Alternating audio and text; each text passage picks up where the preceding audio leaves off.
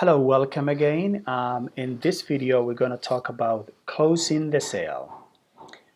So we talked about four different steps in the 7 steps of selling. So this is the fifth step. We talked about Bob's greeting, which is the number one. Welcome to Bob's. Would you like to look around?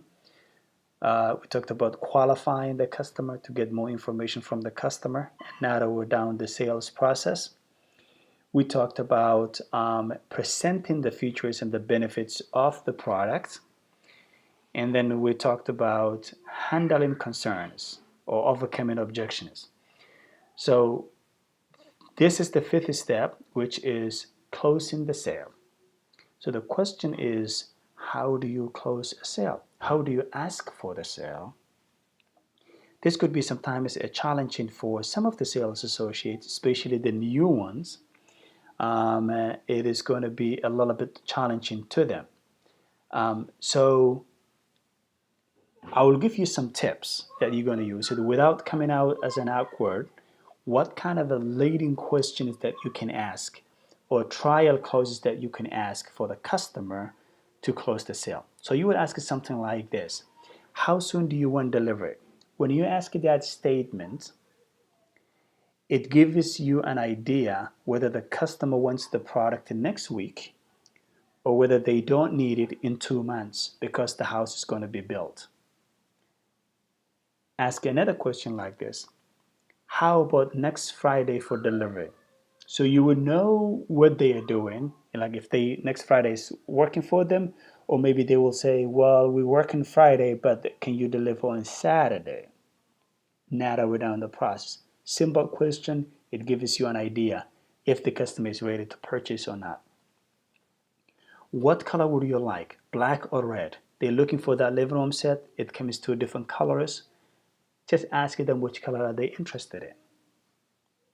Then you ask if they say black, okay, do you want the sofa love seat or you want the sofa love seat and the chair, or you want this other package? Which package do you want it? You continue the conversation that way. If they're looking for a dining room table, you can ask them, do you want with 8 chairs or with 6 chairs? They say with 8 chairs, then you go and talk about the pricing, you check the stock, you come back, you're going to say, great, I can deliver for you next week. So all of these are leading questions. You could ask something like, would you like to use Bob's card or your own method of payment? Simple question, but it is a lead, it's a trial close. If they say, what is Bob's card? Then you're going to explain what Bob's card is, which we're going to talk about in later videos. If they say, no, we don't want to use the Bob's card, we just want to use our own method of payment, you're going to say, great. So do you want delivery for Saturday or you want Friday? Just leading questions. These leading questions will help you close the sale without asking for the customer an awkward question like, do you want to buy today or you want to come back another day? You don't need to ask that question. Just follow these tips, these trial closes, and much more that you can come up with during your conversation with the customer. Ask those trial questions, and you will be able to close the sale seamlessly without having any haggles or any issues with it. Okay. The other thing that you could do is that sometimes if you get a little bit more difficult, you go to the sixth step, which is management involvement.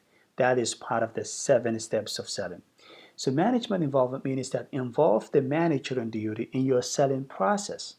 If you feel that the customer is a little bit more difficult and they're not you can't close the sale, involve the manager. Managers could help you to close the sale. If the customer is not buying the protection plan, involve the manager could help you with that. If the customer is say no to the Bob's card or the financing, manager could help you with that. So involve the manager into your selling process. He or she will help you to close that deal. And then finally, follow up. Follow up with your customer. Make that phone call.